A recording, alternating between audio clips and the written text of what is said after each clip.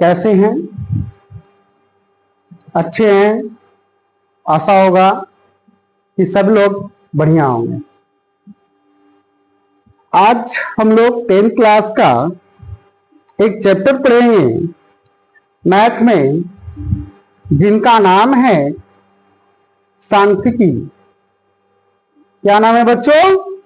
सांख्यिकी। जैसे कहने का मतलब है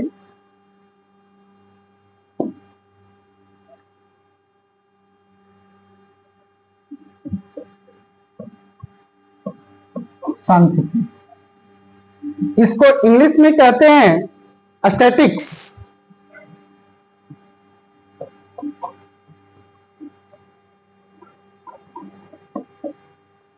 स्टैटिक्स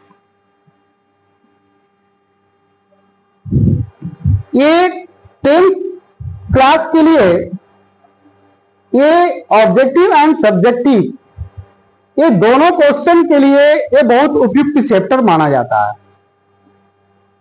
जैसे ऑब्जेक्टिव क्वेश्चन, जैसे माप पूछा जाता है, माध्यक पूछा जाता है, बहुलक पूछा जाता है, मात्र मिनटों में बन सकता, कोई इसमें दिक्कत की बात नहीं है। अगर आप लोग सही से क्लास करते हैं, सही से ध्यान देकर पढ़ते हैं, सही से रिवाइज करते हैं, तो इसमें किसी प्रकार का कोई दिक्कत होने की बातें नहीं। जैसे हम इसमें मुख्य रूप से 3 चीजों को पढ़ेंगे। जैसे है, पहला है माप,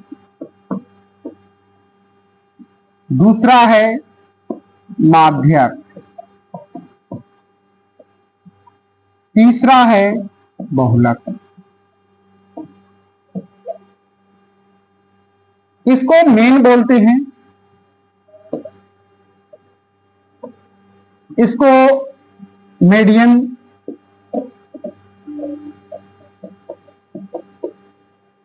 इसको मोड कहते हैं।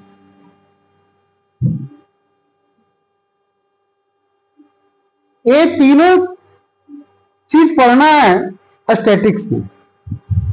जैसे स्टैटिक्स के बारे में होता क्या है, जैसे कहने का अर्थ है, कभी आप लोग मैच देखते होंगे तो उसमें जो कॉलम बना हुआ होता है सारणी में, उसको वर्गीकृत कहते हैं, दिया हुआ रहता है। या कोई गांव घर में जनगणना करने आता है तो उसका फॉर्म का फॉर्मेट जो होता है वे कॉलम बाइज कॉलम होते हैं।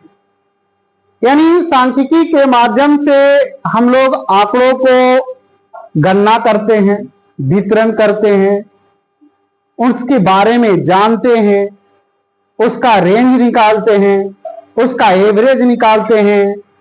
यही सब सांख्यिकी चैप्टर में पढ़ा जाता है और 10th क्लास के लिए सबसे उपयुक्त चैप्टर माना जाता है।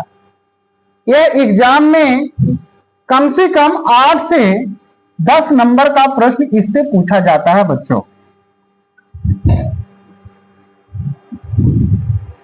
कुछ प्रश्न आपका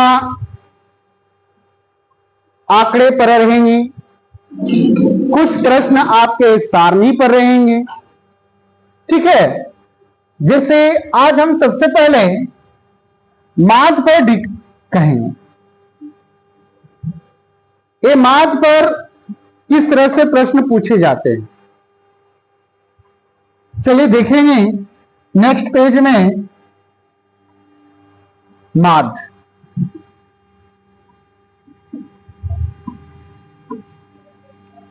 माध्य को इंग्लिश में मेन कहते हैं।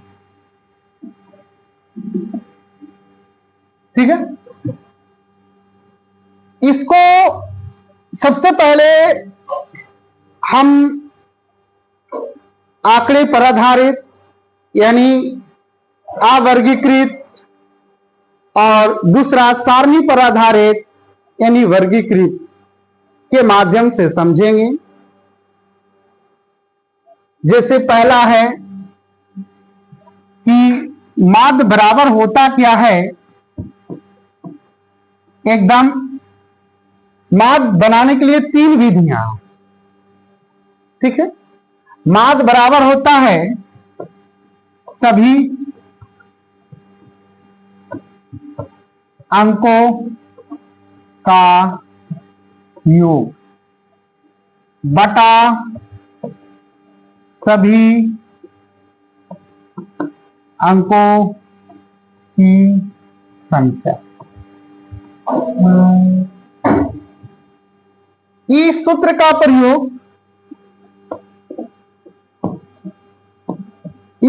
का प्रयोग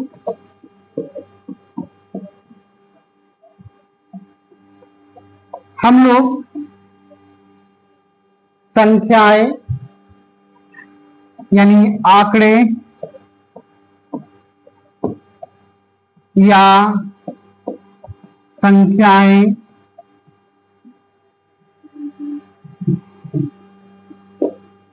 दिया हुआ रहता है तब हम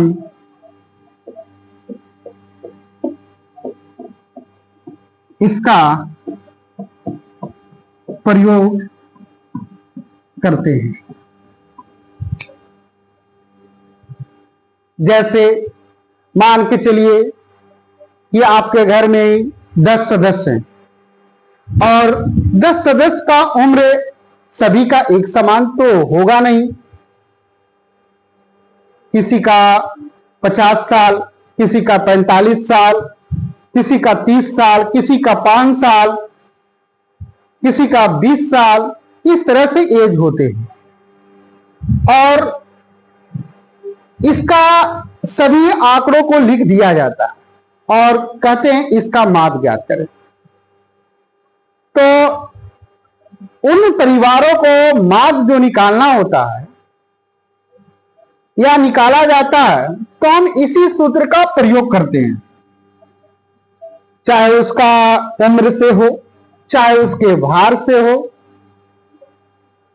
ठीक है, चाहे उसकी किसी और चीजों से देखा जा सके। उस स्थिति में हम लोग माध्य का प्रयोग इस सूत्र के माध्यम से निकालते हैं। जैसे एग्जाम्पल के तौर पर हम लोग लेंगे प्रश्न,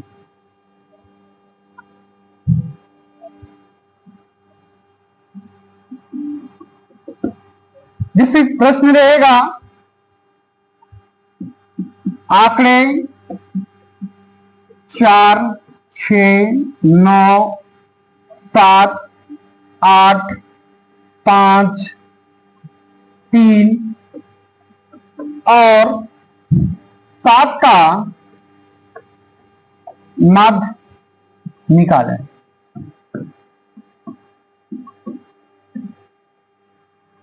इस तरह के प्रश्न ऑब्जेक्टिव में बहुत पूछे जाते हैं। कभी कभी तो ऐसा होता है कि ये संख्याएं दिया हुआ रहता है, कभी कभी ऐसा होता है कि ये संख्याएं नहीं दिया हुआ रहता है, इस संख्याएं पर कोई एक बात लिखी हुई रहती है लाइन के रूप में। वो हम आगे की क्वेश्चन में हम आप लोगों को बताएंगे, जिससे आपका क्वेश्चन यूं बन जाएंगे, जिसे इसको सोल्व करना। यहां देखिए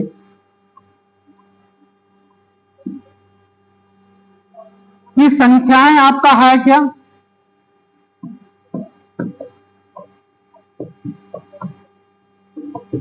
चार है, 6 है, 9 है, 7 है, 8 है, 5 है, 3 है, 7, और हमको इसका निकालना क्या है, माध्य। माध्य बराबर क्या होगा बच्चों, सभी अंकों का योग बटा सभी अंकों की संख्या। अब इसके सामने बराबर का चिन्ह लेंगे। अब यहां से देखा जाए, सबसे पहले कितना है 4, उसके बाद कितना है बच्चे 6, 6 के बाद 9, 9 के बाद 7, 8, 5, 3, 7। नीचे क्या लिखाएगा?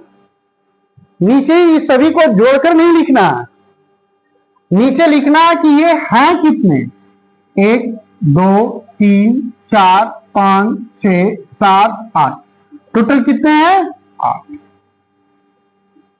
ऊपर वाला सभी को ऐड करो, क्या आएगा 7 3 10, 10 5 15, 15 8 23, 23 7 30, 30 9 39, 39 और 6 45 और 45 4 49, यानी 49/8 है। अब इसको हम डिवाइड करेंगे 49 को 8 से, तो 8 से डिवाइड करेंगे तो ये 8 बचे, 8 छक 48 हो जाएगा। बचेगा कितना 1 बचेगा। पॉइंट बैठेगा नहीं बैठेगा जी? अब क्या बैठाएंगे पॉइंट, क्या उतरेगा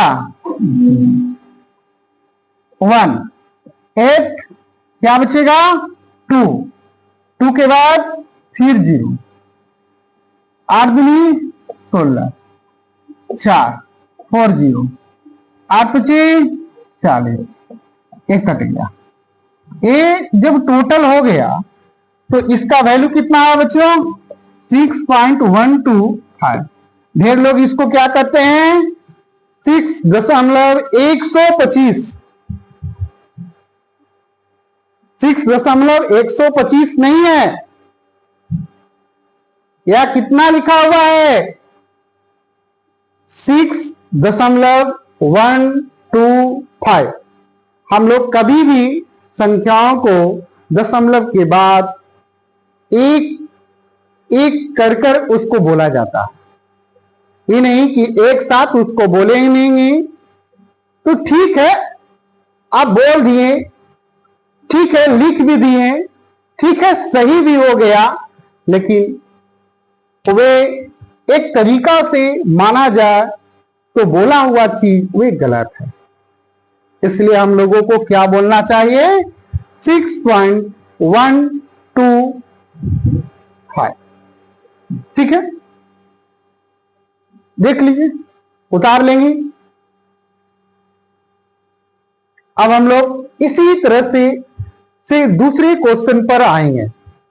जैसे दूसरा क्वेश्चन हम लिखेंगे, ये पिछले क्वेश्चन में हम लोग आंकड़ा दिया हुआ था। कभी कभी प्रश्न ऐसे होते हैं कि आंकड़े नहीं दिए हुए रहते हैं, जैसे देखा जाए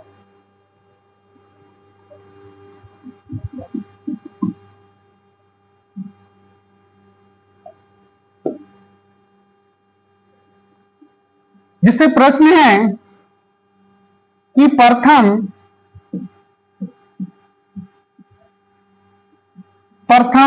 10 लगातार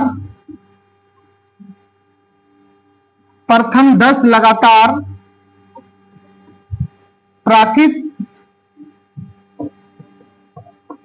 संख्याओं का माध्य निकालें।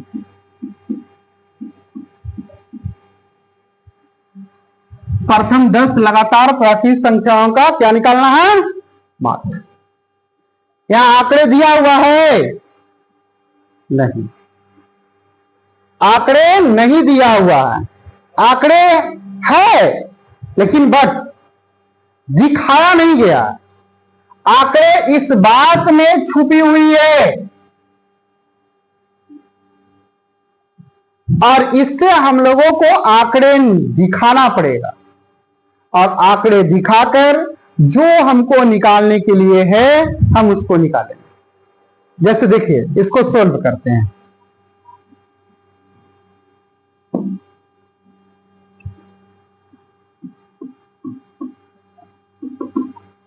अब यहां प्रथम 10 लगातार की संख्या की बात कही गई है, तो हम लोग सबसे पहले जानेंगे कि प्रथम 10 से लगातार प्राकी संख्या है कौन कौन।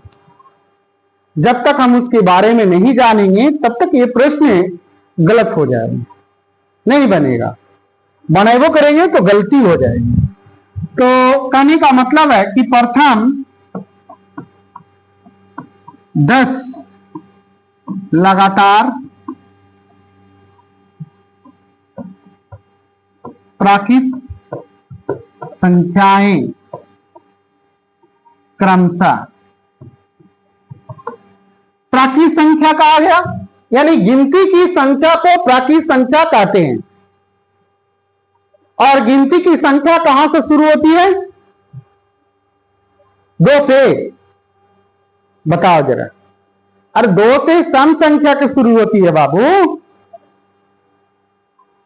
वो और है, उकारा 0 से, 0 से होता है जी।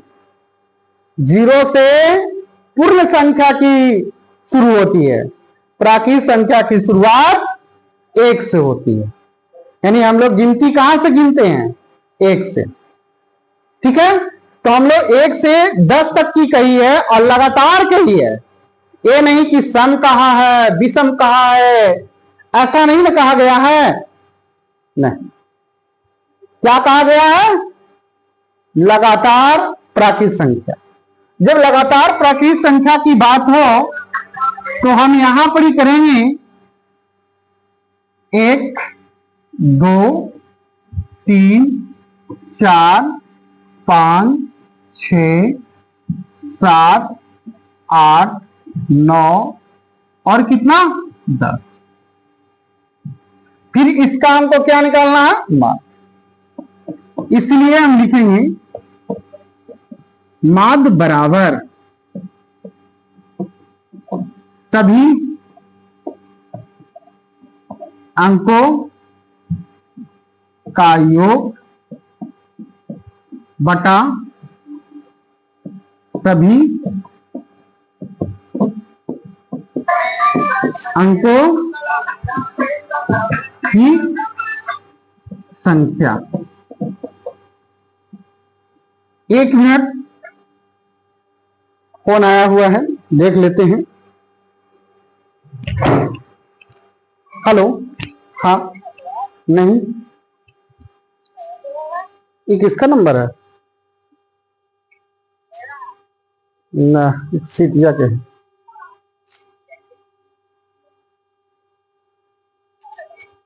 का कुछ लाना है?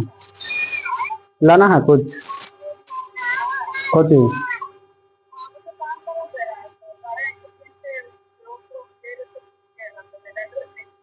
देखते हैं। अच्छा,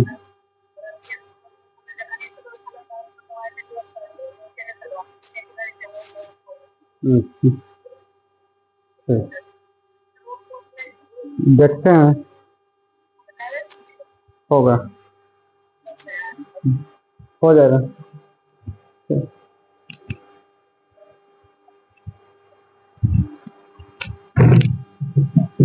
ठीक है बच्चे, एक अर्जेंट कॉल आ गया था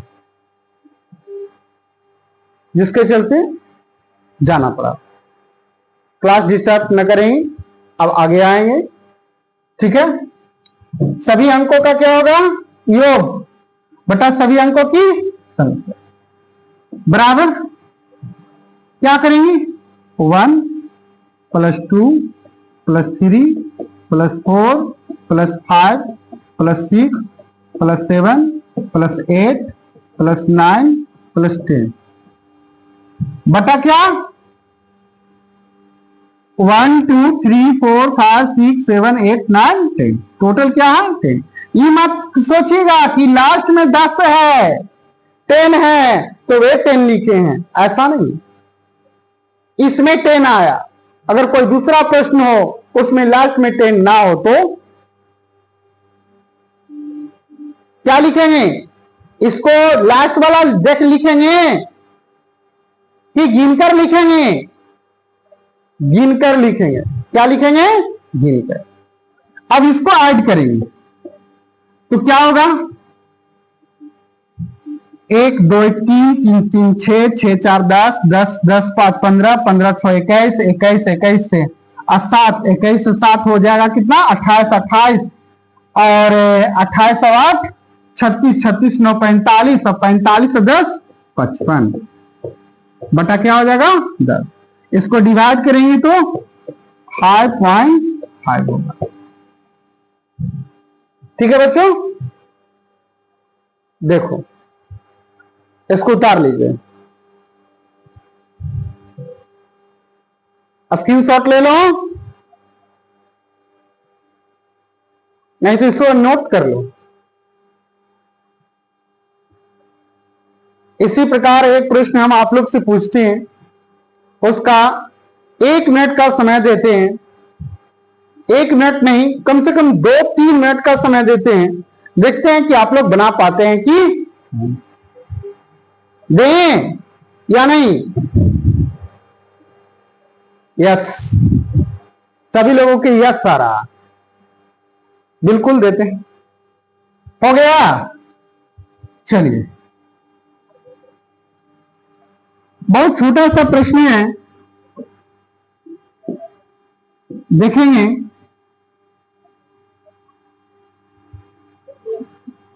प्रश्न प्रथम 5 लगातार सम संख्याओं का माध्य निकालें। क्या बच्चों?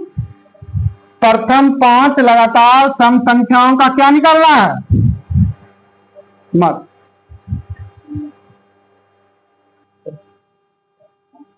देखिए, बनाइए इसको, 2 मिनट का समय है, बनाइए।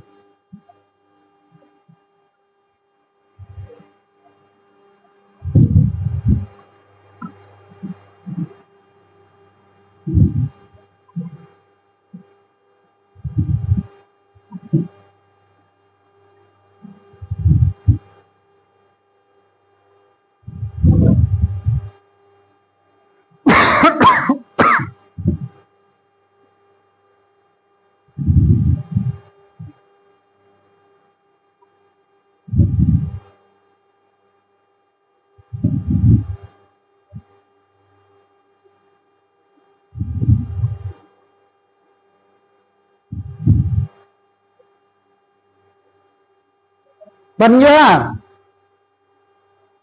कितने बच्चे से बन गया जी?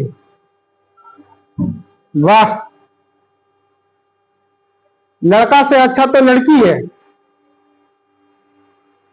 वाह, लड़कों से भी बन गया, बहुत अच्छा। कितना आंसर आया?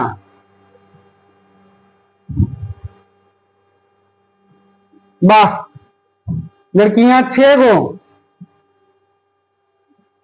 लड़के 4 अभी हैं जी।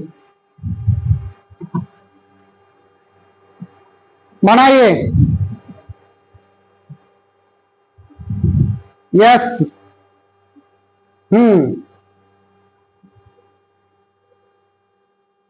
चलिए, बहुत अच्छा, बहुत अच्छा। चलिए, सभी लोग अब देखेंगे, मिला लेंगे कि किनका बना हुआ सही है।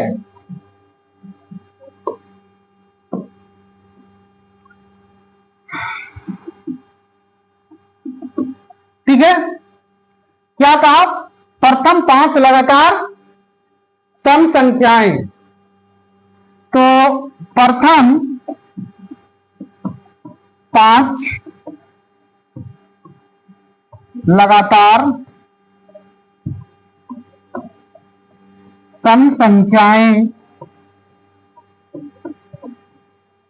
क्रमशः कौन कौन होते हैं? 2, 4, 6, 8, 10 और होंगे नहीं, और हैं लेकिन होंगे नहीं, क्योंकि 5 की सिर्फ बात कही जा रही है। अप्रथम अप्रथम 2 से शुरू होता है, इसलिए मैंने कितना से लिए हैं? 2 से। और कहां तक जाएगा? 10 तक। अब इसलिए फिर क्या लगाएंगे? सूत्र लगाएंगे। माद बराबर सभी अंकों का योग बटा सभी अंकों की संख्या। अब बराबर देंगे 2 + 4 + 6 + 8 + 10। कितने की बात कही जा रही है? 5 की। क्या होगा? 5। इसको ऐड करेंगे। 2 4 6 6 6 12 12 8 20 20 और 10 30 30 बटा 5। कितना से कट जाएगा? क्या आया? सभी का आया? यस, बिल्कुल। चलिए, सभी लोग का आ गया। हम लोग जो आज माद पढ़े, ये आंकड़े पर आधारित पढ़े। एक माद आप लोगों को मिलेगा सारणी पर, जिसको वर्गीकृत कहते हैं। वे अगली क्लास में हम लोग पढ़ेंगे। उससे क्या होता है, एक क्वेश्चन आपका ऑब्जेक्टिव एंड सब्जेक्टिव में भी क्वेश्चन पूछा जाता है, लेकिन जो वर्गीकृत होते हैं, जो सारणी वाले प्रश्न होते हैं, वे प्रश्न सब्जेक्टिव के माध्यम से पूछा जाता है। बिहार सरकार ने उसे कभी कभी 2 नंबर के प्रश्न में डाल देते हैं, कभी कभी 5 नंबर के प्रश्न में भी डाल देते हैं। तो ये बिहार सरकार ने इस चैप्टर से क्वेश्चन प्रत्येक वर्ष से कहीं न कहीं पूछते हैं, इसलिए हम लोगों के लिए यह चैप्टर बहुत अच्छे सरल माना जाता है। सीखने के लिए कोई ज्यादा मेहनत नहीं करना है। ठीक है बच्चों, अब हम अगले क्लास में मिलेंगे। चलिए।